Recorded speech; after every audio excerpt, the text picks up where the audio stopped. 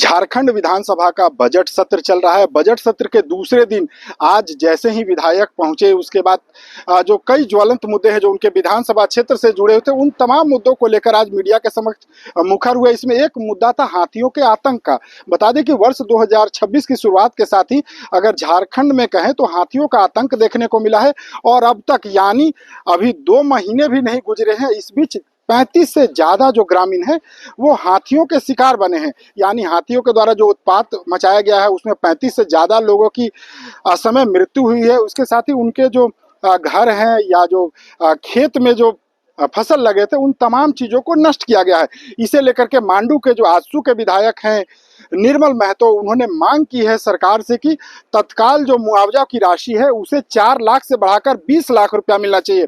यानी झारखंड में जो हाथियों के उत्पात से जो मृतक परिवार है उन्हें मुआवजे के तौर पर 20 लाख रुपया मिलना चाहिए। इसके साथ ही जो घर टूटते हैं या जो जान माल का नुकसान होता है उसका आकलन कर उसके अनुरूप उन्हें भुगतान करना चाहिए। इसके साथ ही हाथियों के मौत मामले को लेकर चर्चा की भी मांग उन्होंने की है। सुनिए क्या कुछ कह रहे पूरे मामले पर आजसू के विधायक तिवारी महतो। इतना बड़ा हाथी है, ये लोग अगर क्रिमिनल गुंडा को कैसे खोजेगा? हाथी 5-5 दिन तक गायब हो जाता है। वन विभाग के लोग बोलता है कि हाथी गायब हो गया, मिल नहीं रहा है और निकलता है तो लोग सीधे जान और माल का तुरंत नुकसान भी करता है। सरकार से आग्रह है कि हाथियों के विषय पे चर्चा करे सदन में और मुआवजा जो 4 लाख दिया जाता था उसको 20 लाख किया जाए और जो गरीब परिवार के लोग को होता है उसमें नौकरी दिया जाए।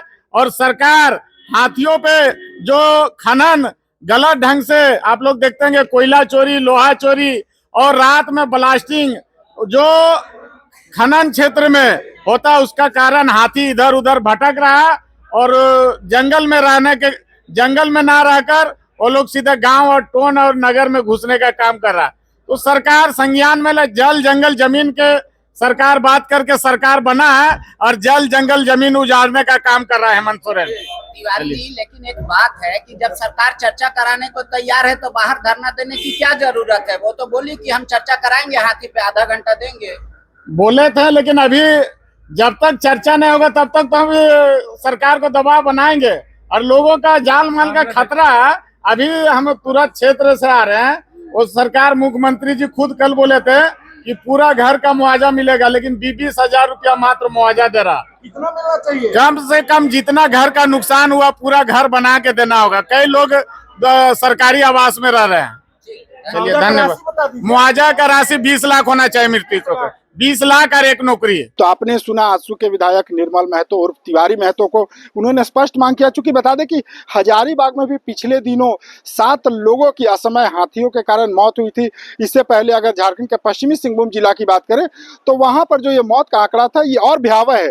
लगभग 27 से 28 लोग जो है महज 10 दिनों के अंदर हाथियों के उत्पात में उनकी मौत हुई थी। हाथी झारखंड के ग्रामीणों के लिए कहें तो खास करके जो जंगली इलाके से सटे हुए जो क्षेत्र है वहां पर एक ग्रामीणों के लिए एक डर और दहशत का माहौल होता है। लोग हाथियों के जो उनकी आवाज होती है उसके मात्र से वो डर जा रहे हैं कि कहीं फिर हम ना मौत के शिकार हो जाए। ऐसे में हाथियों की जो मौत हो रही है उसमें ग्रामीणों को राहत देने के लिए विधायक आजसू के विधायक ने जो मांग की है कि मुआवजे की राशि 20 लाख होनी चाहिए। इस पर सरकार क्या निर्णय लेती है ये तो भविष्य में पता चलेगा। फिलहाल TV9 के लिए रांची से मैं अशोक कुमार।